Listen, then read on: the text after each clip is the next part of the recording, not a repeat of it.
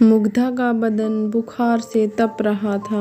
ऊपर से रसोई की जिम्मेदारी किसी तरह सब्जी चलाई जा रही थी।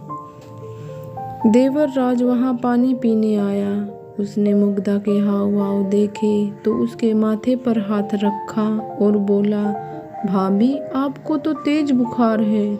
हाँ, मुग्धा ने कमजोर आवाज में कहा। सुबह कुछ नहीं था, दोपहर से अचानक। भैया को बताया? नहीं, वे तो परसों आने ही वाले हैं, वैसे भी बेकार ही परेशान होंगे। आज तो रात हो गई, बस कल कल की ही बात है। अरे लेकिन राज की फिक्र कम नहीं हुई थी, मगर मुग्धा ने उसे दिलासा देते हुए कहा, कोई बात नहीं, मामूली बुखार ही तो है। तुम जाकर पढ़ाई करो, खाना बनते ही बुला लूंगी। खाना बनते ही बुला लूंगी। मुग्धा की नकल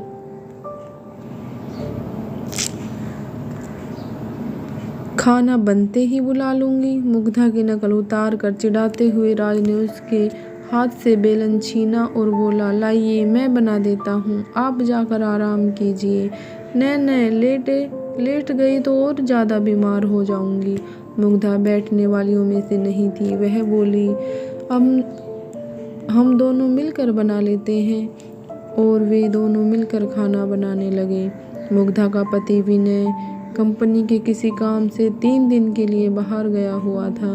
वह कर्मचारी तो कोई बड़ा बहुत नहीं था, लेकिन बॉस का भरोसेमंद था, सो किसी भी काम के लिए उसे ही भेजते थे। मुग्धा का 21 साल का देवर राज प्रतियोगी परीक्षाओं की तैयारी कर रहा था। विनय जैसा प्यार करने वाला पति पाकर मुग्धा भी खुश रहती थी।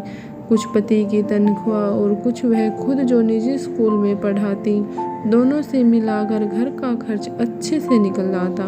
सास ससुर गांव में रहते थे। देवर राज अपनी पढ़ाई के चलते उनके साथ ही रहता था।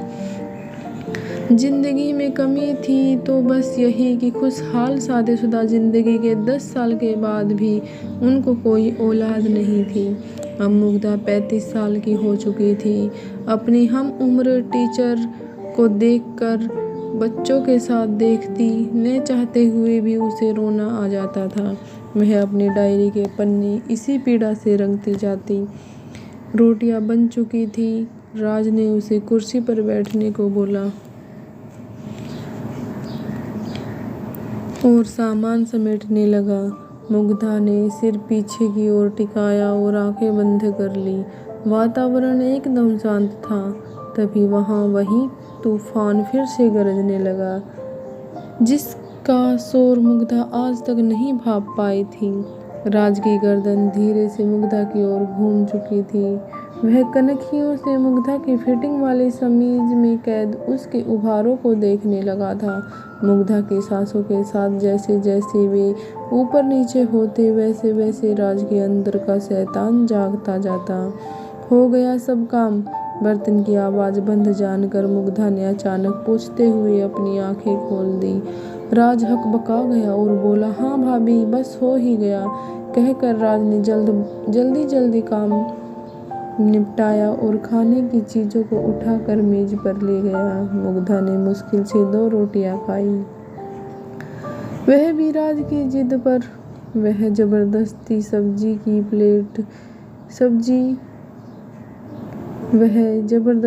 सब्जी उसकी प्लेट में डाल दे रहा था। खाने के बाद मुग्धा सोने जाने लगी तो राज बोला, भाभी 15 मिनट के लिए आगे वाले कमरे में बैठिए ने, मैं आपके लिए दवा लेकर आता हूँ। अरे नहीं, रात भर में उतर जाएगा। मुग्धा ने मना किया, लेकिन राज कहाँ मानने वाला था।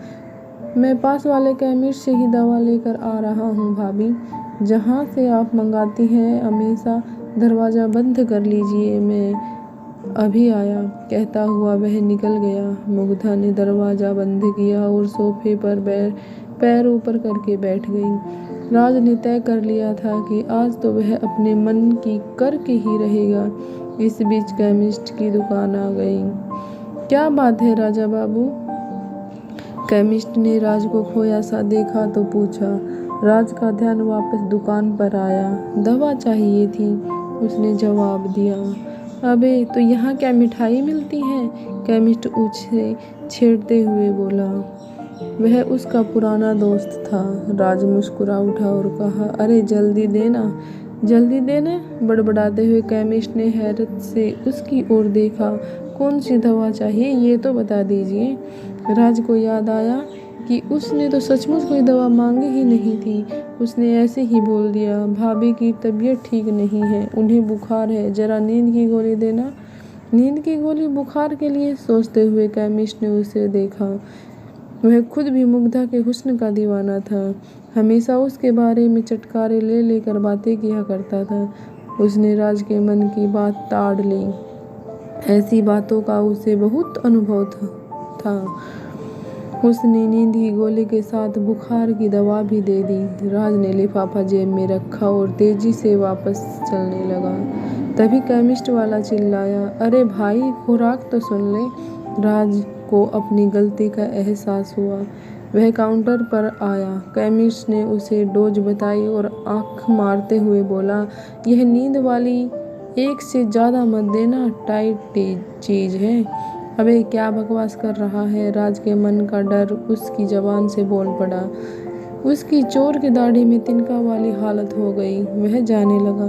केमिस्ट पीछे से कह रहा था, अगली बार हमें भी याद रखना दोस्त। राज उसको अनसुना करता हुआ आगे बढ़ गया।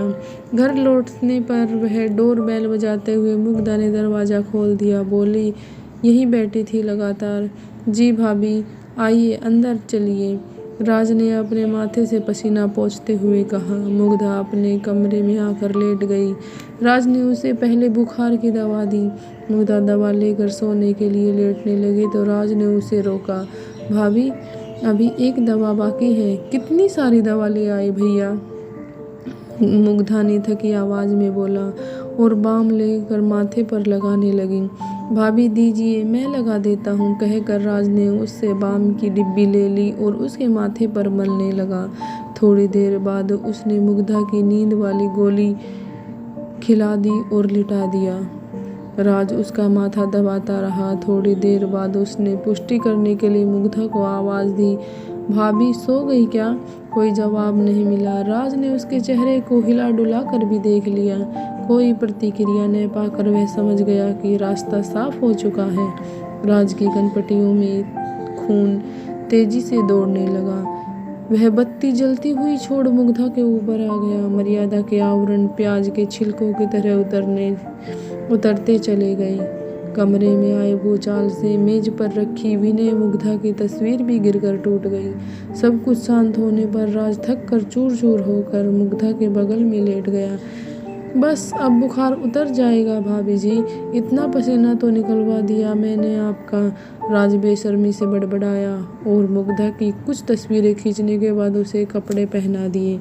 मुग्धा अब तक धीमे धीमे कर रही थी। राज पलंग से उतरा और खुद भी कपड़े पहनने लगा। तभी उसकी नज़र आधी खुली दराज पर गई। भूल से मुग्धा अपनी डायरी उसी में छोड़ी हुई थी।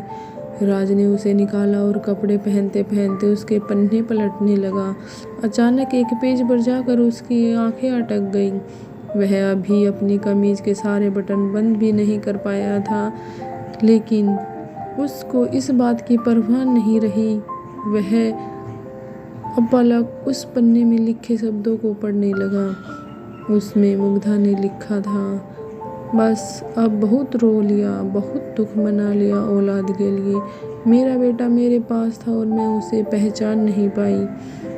जब से मैं यहाँ आई उसे बच्चे के रूप में देखा तो आज अपनी कोख के बच्चे के लिए इतनी चिंता क्यों? मैं बहुत जल्दी राज को कानूनी रूप से गोद ले लूँगी। राज की आंखों के आगे अंधेरा छाने लगा। वह सिर पकड़कर वहीं बैठ गया और जोर जोर से रोने लगा। फिर भागकर मुग्धा के पैरों में पड़कर अपना माथा रगड़ते हुए रोने लगा।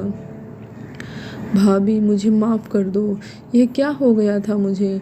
अचानक राज का ध्यान मुग्धा के बिखरे बालों पर गया। उसने जल्दी से ज़मीन पर गिरी उसकी हेयर क्लिप उठाई और मुग्धा का सिर अपनी गोद में रखकर बालों को संवारने लगा।